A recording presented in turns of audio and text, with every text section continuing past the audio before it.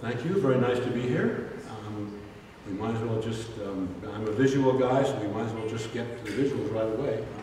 Give you a little bit of my background. I built real serious hot rods in the 50s in LA, and learned to weld 12 years old to work on cars. And got into art through sort of complicated ways. But on the left is one of my first sculptures, welded cast iron. That would have been 1959 or 60. Actually, that's the piece that was mentioned that was in the Art of Assemblage show in New York Museum. Then quickly after that, I got interested in casting. And with Stephen DeStabler and one or two other students at Berkeley, we actually built the first artist-built foundry in a university. And then I built in my own studio the foundry you can see up on the right. Pretty basic kind of stuff, but a lot of fun. And this work, the first series of work with the castings was cut up styrofoam. You can see me doing that on the upper left. I've never been an artist that sees finished pieces in my head. I don't know if anyone really does. I think some people lie about it, but I don't anyway.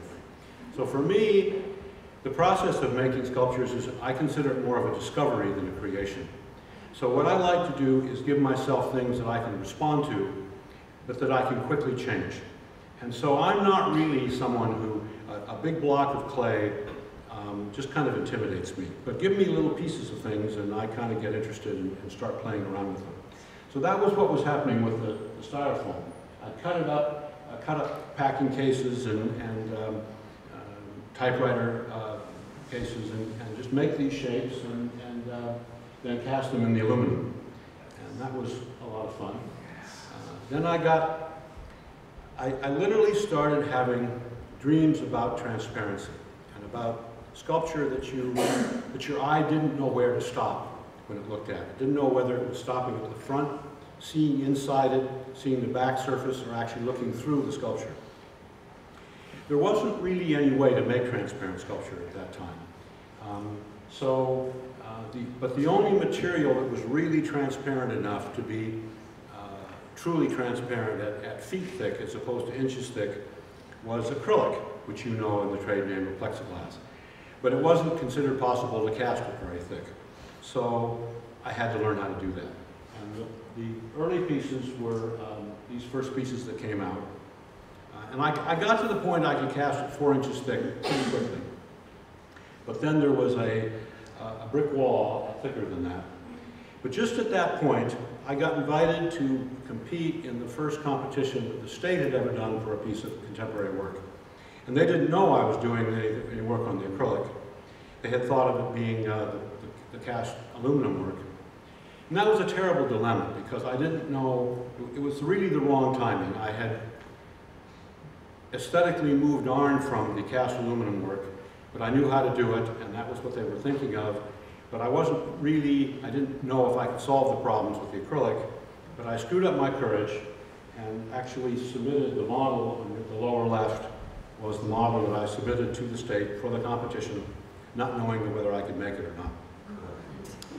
Well, I won, so then I had to make it. So it involved some very complicated big machinery, which you see here me installing, something called an autoclave, which is a giant pressure cooker, basically, but a lot of pressure. Involving heating tubes inside and all. So those are the pictures of kind of setting up for the big autoclave. And then some of the sculptures that were done with that. The one on the upper right is in the entry pool at the Oakland Museum and various shapes. You can see that I'm, with this acrylic work, playing with several ideas. The more planar surfaces, your eye is literally being teased with what is the surface you're looking at. Are you looking at the front surface, or are you looking at the back surface? Like, for instance, that surface there is the front surface, but that surface there is the back surface. It also does wonderful things with the horizon. That horizon line is up in various points of the sculpture. So not only was it teasing your eye, but it was a way of bringing in the environment into the sculpture and color. People would ask me, why don't I use color in the acrylic work? Well, I think I am using a lot of color in the acrylic work. I just didn't want to pour red or blue or green into the acrylic. I wanted it to be able to act like a colored magnet. So then I had to build a great big one. It was then and still is the largest transparent object in the world. It's 15 feet wide and 13,000 pounds of acrylic. And making the mold alone took 6 months. And it looks kind of weird. That's the 3 of the pictures on the mold. Out of bent sheet acrylic, backed up with foam and some metal structure and some big rings to support it. And it was in the autoclave for 6 weeks. I didn't know if it made it or not. I timed, this was really a big deal for me, because if I blew it, I really wouldn't know what I was going to do, because I had taken money from the state and they made it very clear that if I didn't make it, I had to give them the money back. I spent the money. So it was the only time I've ever really rolled the dice that way. So it was a big deal. To just pick up on as much of the gods of technology as I could seduce, I timed the opening to open the autoclave on the day that we landed on the moon. And that's me on the top, having stripped off the mold to see that there were no bubbles and no cracks. So then the 2 legs were cast separately and bonded in another way. And then there was 6 months of sanding and polishing. And finally, it was installed in Sacramento. And it does wonderful things with light. In bright sunlight, it's dazzling and brilliant, and picks up all of the colors of the sunset and the sunrise in other light situations. I have this tendency to, just when people are really accepting the work I've done, and it's getting some recognition, I have this fatal flaw moving on to something else. So just about the time that everyone in the world wanted an acrylic sculpture, I decided that I answered the question that I set for myself, which was, can I make light and transparency itself an aesthetic issue? And I think I solved that, so I wanted to set myself another question. But I also I was interested in keeping some light reflectivity, but I wanted to be able to work also bigger than the acrylic allows. There's a real conundrum with working with solid materials, and by solid I mean when the volume of the sculpture is solid. The weight of the sculpture goes up by the cube of the scale factor. And what that means is that if a sculpture is this size and weighs 100 pounds, only twice as big will weigh 800 pounds, and at 3 feet it will weigh 6,400 pounds. That's inescapable. It's just like it's how aquariums get heavier as they get larger. But it's a fundamental problem with wanting to make larger sculpture with the cast acrylic. So I wanted to make larger pieces, and so I started doing some of these pieces. Some of you might have seen that. That's at the Drasti Foundation in Woodside. Wonderful site. Carl came to me and said he wanted that piece, and I spent a weekend up there at the ranch picking the spot that looks down over the ocean to the west and down into the canyon on the east. Beautiful location. And I think probably a lot of you have seen that piece at the San Francisco airport. It's been moved, well actually it doesn't move, but they've in our new joyous world of protection and security, it's now got a security check in front of it, which sort of spoils the aesthetics. And for this series, I built a new studio. This is the metal building I built in mid-70s to get back into welding. I was still doing some of the acrylic, and welding and steel are not a good mixture with acrylic, which is in the monomeric form quite flammable and needs to be kept very clean. So I separated those processes. You've probably also seen that piece, some of you on the Stanford campus. The one on the upper right is at Grounds for Sculpture in New Jersey. They put that in a beautiful pool and it has all that wonderful reflections. There's lots of nice light things. And then I wanted to set myself another question, because this series of work finally became a little limited because it's based on a particularly interesting module, but it's still a particular geometric module that goes together in a lot of interesting ways, but basically had a finite number of ways it could go together. So I wanted to take on another geometric issue that would involve more subtle arrangements. And in this case, the question that I set for myself was, can I take some simple geometric shapes like cubes and boxes that alone carry no emotional feeling at all? In a way, like the individual notes in music. The composer doesn't make any notes. The notes are all there on the piano, and anyone can go and play a note. The difference between just playing notes and something that moves us profoundly is simply the repetition and the rhythm of those notes. So I wanted to say, can I do that with shapes? Can I take shapes that, if you set them out on the table, they have no human feeling at all?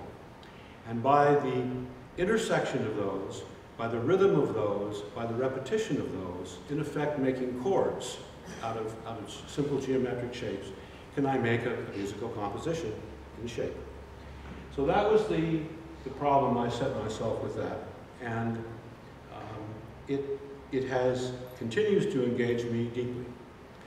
I have found it to be a very rich vocabulary that I can express an amazing range of human emotions in it, from lighthearted to somber to threatening, all kinds of rather deep and powerful feelings. For me, it's quite magical because, and this series led me into working with the computer. Because as I said earlier, I don't see finished sculptures in my head. So imagine I'm at my work table and I've got these two blocks. Well, I can't just jam them together. That's metaphorically what I want to do, but physically, they clash. And I tried doing drawings, and I got to the point where I could kind of understand any angle of two blocks together. I could draw that and understand the backside. But a third one, and a fourth one, and then rotating the first one, I could not do that in my head.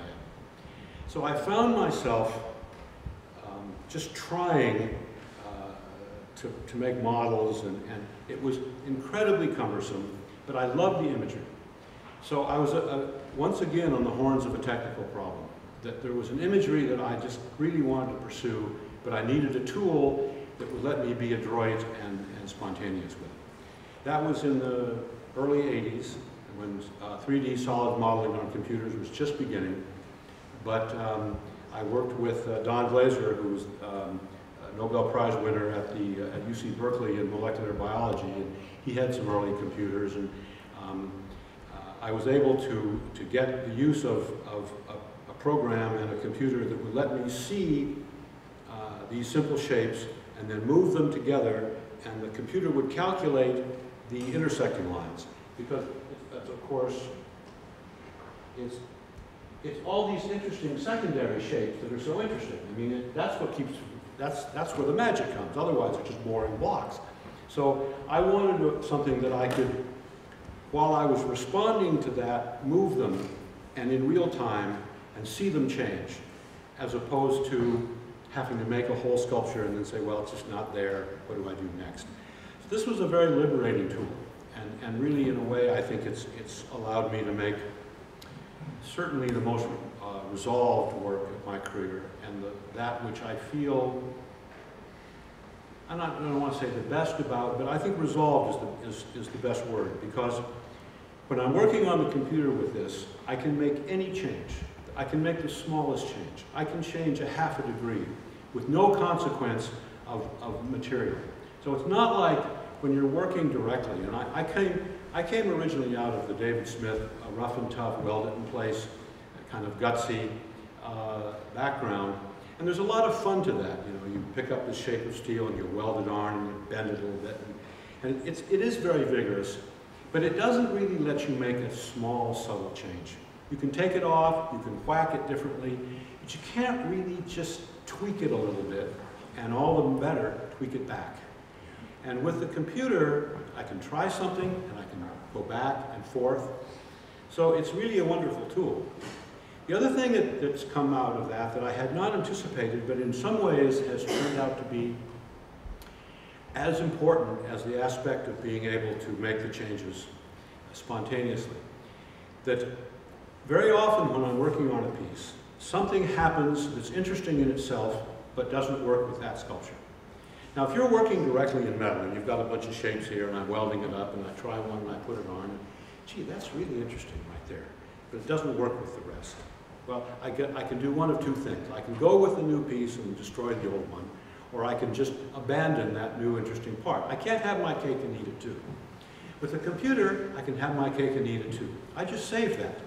And basically, that becomes the invitation for the next sculpture. It isn't a sculpture yet. It's just that little beckoning that says, here's a little idea, come and pursue me. So that has, in a way, solved one of the problems that's always, I think, an issue for artists, and I think it's different with different artists, but that issue of how do you begin the next piece is something that actually artists should talk about more than they do. We tend to not do it because I think we're often awkward at it, and we don't want to admit that to each other. But for me, that aspect has been a tremendous benefit of this wonderful, new, annoying, frustrating tool called computers. I've done a number of big ones with this. These are studio shots, a big bronze piece. That was at my retrospective at the Open Museum. This piece is in a city in Southern California. And then this is a piece I did just a couple of years ago in front of Oakland City Hall, 40 feet high in bronze. And there it is in the studio before going off and being put up by a big crane. And lots of fun. I like big sculptures, but I also like small sculptures. I don't believe that scale makes it better. In fact, there are many sculptures that are quite nice small and get quite ponderous and pretentious, oversized. The issue of size and scale are very complicated issues, but core issues of art, just like form and shape and color and all of those issues. But bigger isn't always better. Sometimes it's worse.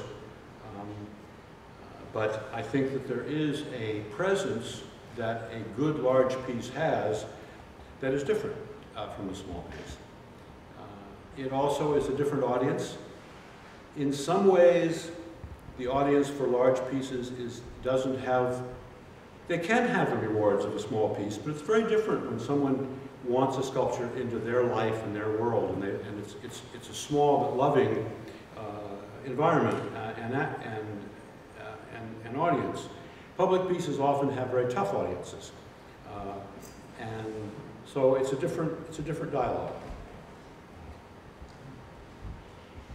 Then, in the last 5 or 6 years, I've also been exploring some stone carving. I was never a carver, but I don't think reductively, but I'm very attracted to stone. And when I realized that the newer diamond tools allow granite to be cut more aggressively than ever was possible in the past, I thought I'd see if I could approach granite carving from basically a constructivist viewpoint. And I'm not carving them here in California. Our mountains are full of wonderful granite, but we don't really have a stone industry in California. And it's very difficult to do serious carving in an area which doesn't have all the support mechanism for the carving. So I'm doing these in China. And all of the pieces are from a single block, so you can see there's some very, very big blocks of stone there. But when I'm making them, I'm thinking positively as opposed to reductively.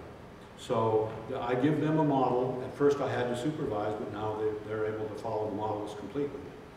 And it's an interesting experience for me, and I love the material. It has the granite has a great gutsiness to it.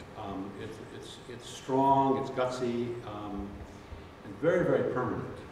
Maybe that's, as I get older, I think about that. But it's nice to think about stuff that is tens of millennia in age, just the material itself. These are a few pieces that just came from China and in my new studio. Again, that was one block of stone. I think that was a 30-ton block that was carved from. That's 60,000 pounds, so that's a big block of stone. And you can actually see that person there is carving that piece, and he's standing, he's lying down, and he's standing in that hole there. So it's kind of fun to see that much stone being moved around. Then you know, new shapes and new ideas. These 5 pieces are from an exhibition that I had traveling in China to 4 different museums there. They're about 6 feet high. So it was fun to show in China the sculptures that had been made in China. The National Museum bought one of them, so that was nice. And you can see here, working on carving one in the studio. You know, again, just a little bit different feeling that the stone lets you. You know, my feeling about material is that any good sculpture, the formal form should work in any material. But a little bit like a musical composition, the same musical piece doesn't sound the same on a piccolo, a trumpet, and on a violin. I mean, the note intervals are the same, but it doesn't feel the same. So I think that with sculpture, not only are we responsible for a formal composition independent of the material that works, but then we have to match that with the material so that those two elements are kind of singing together at their best. And when that works, then I think that's sculpture at its best. I was invited, yes, to do a piece for the Olympics. And this was the first time where I wasn't in charge of making the sculpture. So it was kind of a change. The Chinese government wanted each of the foreign artists to, for our fee, we provided the design and the working drawings, and then they were made in China, and the fabricator was not my client. They were the Chinese government's client. It was actually probably better. But so here's it was installed in place and then up, and you can see the bird's nest in the background, and it was a thrill to have that up. And people ask me, assume that because there's the discs in it, that had to do with the Olympic rings. Absolutely nothing to do with that. I was like, I think like any artist, when I was approached by them, I just wanted to propose the latest work. The newest ideas I had. And I'd been working, I hadn't made one yet, but I'd been doing on the computer some compositions with these intersecting discs. They're not rings and they're not flat. It's very important. They're like discus shape. And that's very important to the subtlety of it, that they're not flat surfaces. But I guess if people saw the Olympic rings in it, I let them, although it's not titled that. The title is Gathering of the Moons. I wanted to be sort of provocative. But this one is kind of intriguing because I've just been named a finalist for a world competition for St. George and the Dragon.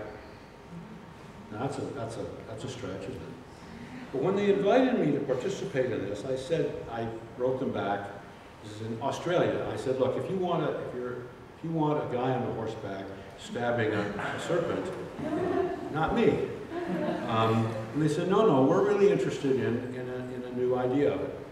Well, I've never done, if you'll look at those previous pieces, anything that mixed materials. I've always felt that the sculpture should have a coherence from one material. But then I started thinking, well, let me back up a minute. I feel that abstraction can say very complicated things. It can't say it precisely. Abstraction is not a precise language, but I think it's a very powerful language. And I don't think it's limited to easy and obvious emotions like happiness, sadness, imbalance, out of balance. I think it's much more subtle than that. So I started thinking about what I thought St. George and the Dragon was really about, and I realized pretty quickly that the saving the maiden in distress is pretty trivial, and that basically it's about good and evil. And then I thought, well, good and evil, I mean, that's, you know, that's a big issue. And it's also a lot about conflict. And I thought about, well, what is a shape that would represent good? I thought, well, you know, good isn't a mystery to us. We know what good is. We don't do it very well, but we know what it is. It's not a mystery. But evil, on the other hand, is complicated. We fool ourselves about it. It's got lots of edges and corners and traps and complicated things.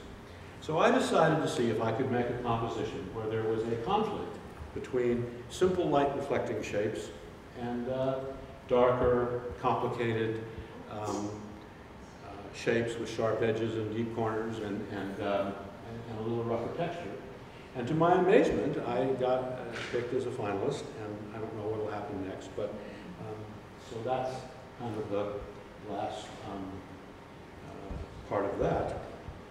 And then these are just more of the dish shapes that are currently being worked on.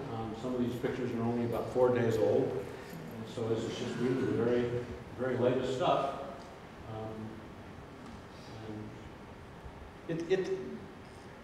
In some ways, the disc pieces feel very different, but in other ways, I mean, conceptually, to me, they're very similar in the sense that, again, like with the blocks and the cubes, I'm taking one relatively simple geometric shape. It's a little bit more complicated shape than the cube, but not really. Where again, alone, I mean, what is it? It's a pill, it's a discus. I mean, it's uninteresting. But can I, with simply the repetition and the intersecting of those shapes, make something that then feels very different, but also feels right? That's the hardest part, is that feeling right. The standard that I use for that, and which I do not achieve, but the standard for that, to me, is nature. And if you think of the entire animal kingdom, from a banana slug, to a giraffe, to a snake, to an eagle, think of any animal, they're all just right. In the most incredibly right way. You can't change anything on any of them and not ruin that shape. And yet look at the range that shapes have. Some of them are complex and dramatic, some are simple and elegant, but they're all just right. And that is the standard that I shoot for. And believe me, I know I don't achieve it, but it's a wonderful standard to try for. And so when I do the best I can, but that's the goal. And this is the last slide, the one on the left, we just finished, well, like I say, this week. And I'm having a lot of fun with them. As I said earlier, for me, it's a discovery process. I feel it's more that I find that I discover the sculptures rather than that I've created them. And when I first start on the computer, there's this wonderful process of, I just try things. I just start throwing shapes together. And nothing happens, and it's like, oh God, I just don't have it anymore. And then a little thing happens. I call that the heartbeat. It's not a sculpture. It's just a little gleam of life. And then it's like an invitation. It's, oh, come with me. And then I try to pursue that. Sometimes it peters out. Sometimes it leads to a sculpture. But that's an incredibly exciting process. And basically, that's the thing for me that's the best.